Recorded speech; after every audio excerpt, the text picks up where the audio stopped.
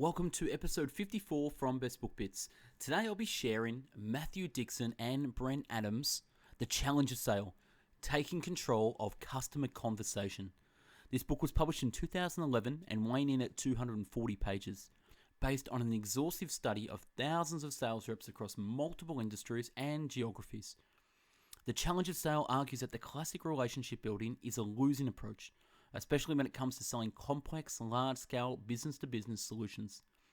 The author's studies found that every sales rep in the world falls in one of 5 distinctive profiles, and while all these types of reps can deliver average sales performance, only one, the challenger, delivers consistently high performance. This is my take on the best book bits I found worth capturing.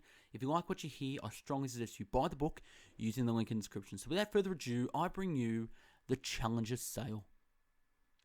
E.K. Strong contributed to the new idea that selling wasn't an innate ability. It was a set of identifiable skills that could be learned.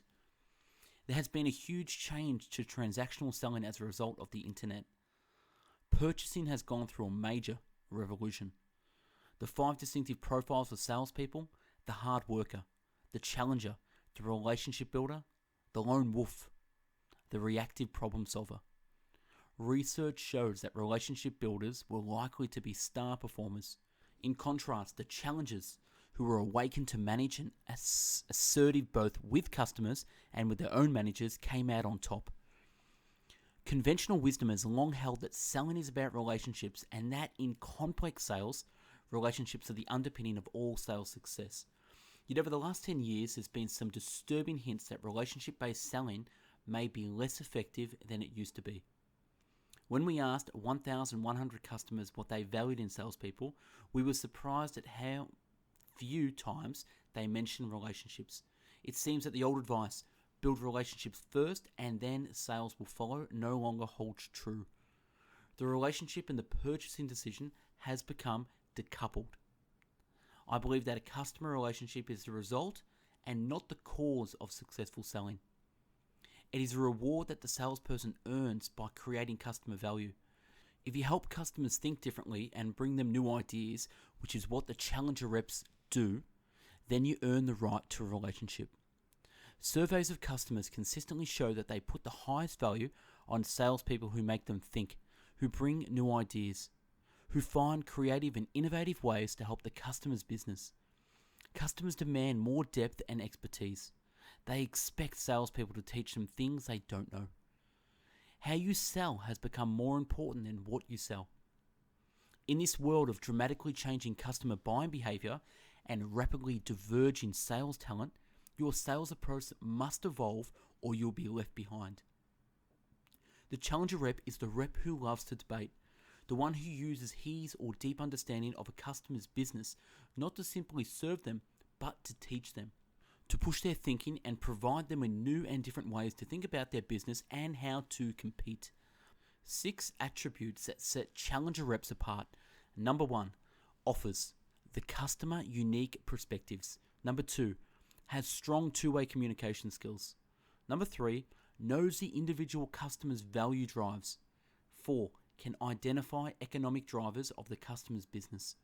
Number 5, is comfortable discussing money. Number 6, can pressure the customer. On this graph, we'll look at the 5 different types of salespeople. Number 1, the hard worker, 21% of the sample, always willing to go the extra mile. Doesn't give up easily. Self-motivated, interested in feedback and development. Number 2, the challenger, 27% of the sample, always has a different view of the world, understands the customer's business, loves to debate, pushes the customer. Number 3, the relationship builder, 21% of the sample, builds strong advocates in customer organization, generous in giving time to help others, gets along with everyone. Number 4, the lone wolf, 18% of the sample. Are you a lone wolf? Follows own instincts, self-assured, difficult to control. And last but not least, number 5, the reactive problem solver, 14% of the sample. Reliably responds to internal and external stakeholders, ensures that all problems are solved, and detail-orientated. A challenger is really defined by the ability to do 3 things: Teach, tailor, and take control. A challenger is focused on pushing the customer out of their comfort zone. The relationship builder is focused on being accepted into it. The challenger rep wins by maintaining a certain amount of constructive tension across the sale. The relationship builder, on the other hand, strives to resolve or diffuse tension, not create it. It's the exact opposite approach. Challenger reps deliver insight that reframes the way the customers think about their business and their needs. Challenger reps communicate sales messages in the context of the customer. Challenger reps seek to leverage constructive tension to their advantage across the dimensions of the sale. The challenger rep doesn't give in to the request for a 10% discount, but brings the conversation back to the overall solution, pushing for agreement on value rather than price. Challengers are also able to challenge the customer's thinking and pressure the customer's decision-making style, both to reach a decision more quickly as well as to overcome the indecision inertia that can cause deals to stall indefinitely. You can't be an effective challenger if you're not going to push your customers. Discover your customers' most pressing points of pain and then build a tight connection between what's keeping them up at night and what you're seeking to sell. It's not what you sell, it's how you sell. Loyalty is won out in the field, it's in the trenches. During the sales call, it's the result of the conversations our reps are having with customers every single day. Your ability to outperform the competition in the sales experience itself will earn you the customer loyalty more than anything. Customers place a great deal of importance on a smooth, uncomplicated purchase. 5 attributes that stand out in the loyalty survey. Number 1, rep offers unique and valuable perspectives on the market. Number 2, rep helps me navigate alternatives. Number 3, reps provide ongoing advice or consultation. Number 4, rep helps me to avoid potential landmines.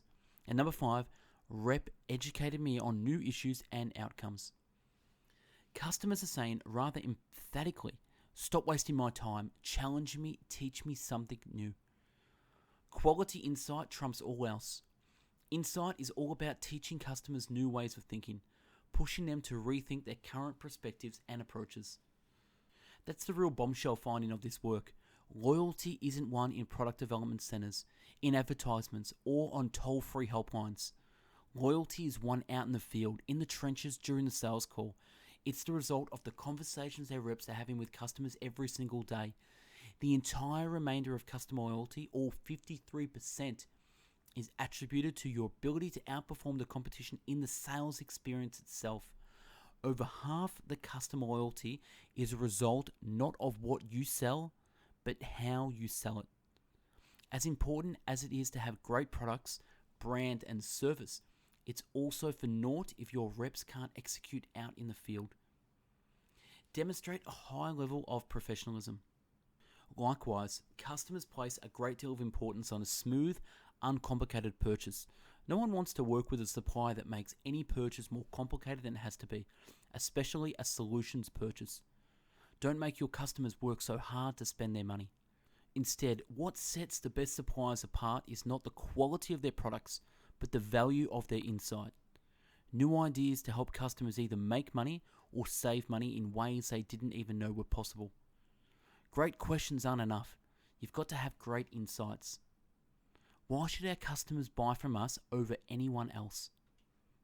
On this graph, we're going to look at the deconstruction of a commercial teaching pitch. So, step 1, warmer. Build in credibility by reading the mind, demonstrating empathy.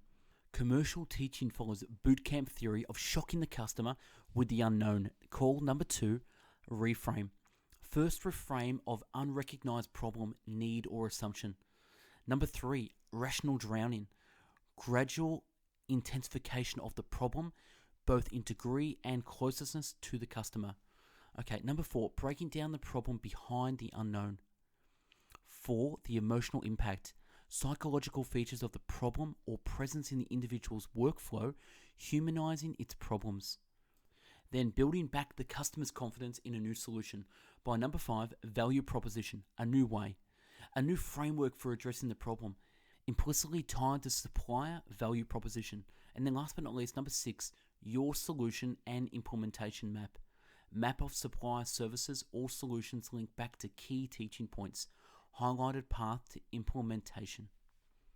But if your story fails to engage both sides of the brain simultaneously, the rational and the emotional, it's too easy for your customer to make no decision, even over a good decision, as logic alone is rarely enough to overcome the status quo.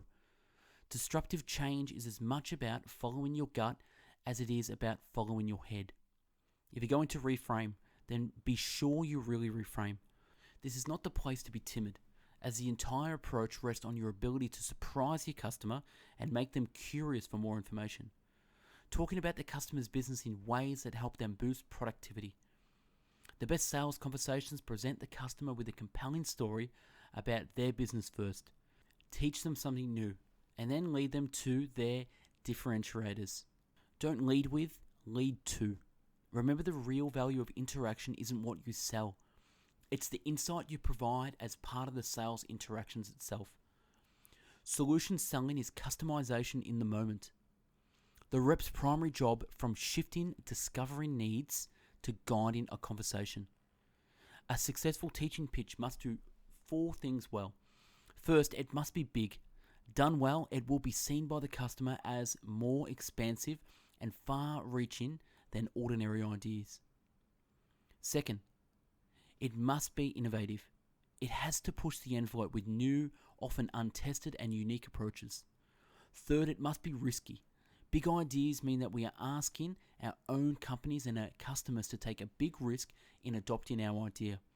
And lastly, it must be difficult. The idea itself must be hard to do, either because of scale, uncertainty, or politics. Otherwise, why would a customer hire you to fix it for them? Remember, while relationship builders seek to reduce or diffuse tension, challengers constructionally use tension to their advantage. Customers want to talk about their business, not your solution. The single biggest incremental opportunity to drive growth isn't the products or services you sell, but in the quality of the insight you deliver as part of the sale itself. The biggest driver of the end user and the influencer loyalty is the rep's professionalism. Customers are simply looking for a professional, someone they can believe and someone they can trust. The best way you sell more stuff over time isn't by going directly to the person who signs the deal, but by approaching him or her indirectly through stakeholders able to establish more widespread support for your solution. Challenger reps aren't focused on what they are selling, but on what the person they're speaking to is trying to accomplish. The challenger's ability to demonstrate and hold firm on value and the ability to maintain momentum across the sales process. Challengers are comfortable discussing money because they are confident in the value they will provide to the customer. Challengers also create momentum. Their deals don't get stuck nearly as often in a no decision land, the way typical deal core reps deals tend to. This is because a challenger will push things along, always thinking ahead to the next step. Challengers understand that the goal is to sell a deal, not just having a good meeting. They are focused on moving ahead. Challengers differentiate themselves by taking control from the start. Customers value this because they see the challenger as a confident partner in the sales process, not a nervous rep crossing their fingers in the hope of making a sale. Relationship builders would do things that are not in their best interest or in the company's best interest. For instance, proactively offering a discount when the customer hasn't even asked for one. We find that many sales professionals undervalue their contribution to the customer. They marginalize the tremendous value of their company's resources, not just technical expertise, but implementation and change management know-how, and overestimate the value of every objection raised by the customer. Taking control is all about creating constructive tension, about challenging the way a customer sees the world and pushing back constructively in tough negotiations.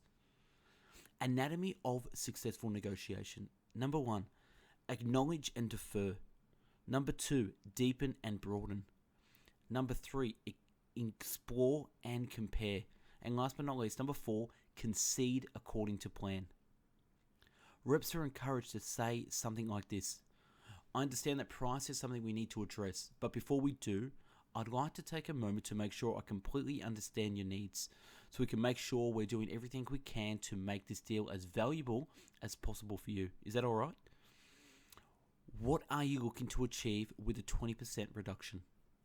The frontline sales manager in any sales organization is the fundamental link between strategy and execution. This is where change innovates and sales force transformations live or die.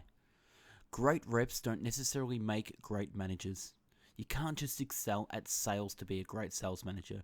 You've also got to excel at management as well. In the army, there's an old saying that applies equally well to sales. No plan survives engagement with the enemy, no matter how carefully one plans for battle, running through every possible scenario of what might happen and what might go wrong. The reality on the field will inevitably be different. As a result, army leaders have adopted a style of leadership known as commander's intent. Commander's intent is just that, a clear, conscious statement of the specific goal a commander is looking to achieve. Sales innovation is the single biggest sales-related attribute contributing to world-class sales manager performance. Sales innovation. Sales innovation is a missing link in terms of fully realizing the benefits of the challenger selling model. Coaching is behavioral. It's not just about obtaining skill and knowledge. It's about demonstrated application of that skills and knowledge. Training is good for sharing knowledge. Coaching is about acting upon it. The unique advantages of coaching stem from how it's tailored to the individual and systematically delivered at the endpoint of need. Essentially, what we found is that the bad coaching and bad managers make people want to give up. From low-performing reps to our superstars, none of them can be bothered if they don't feel they're getting effective coaching from their managers. Coaching quality matters. Teaching, tailoring, and taking control. Well, that is it. Thanks for watching episode 54, Matthew Dixon and Brent Adams, The Challenger Sale. Follow us on social, search us on Facebook, Instagram, and Twitter. If you liked the video, please purchase the book on Amazon by clicking the link in the video description. Subscribe to the channel, give me feedback on what you think, and if there is a book you want me to do a summary on, please let us know. Thanks for watching. Have a great day.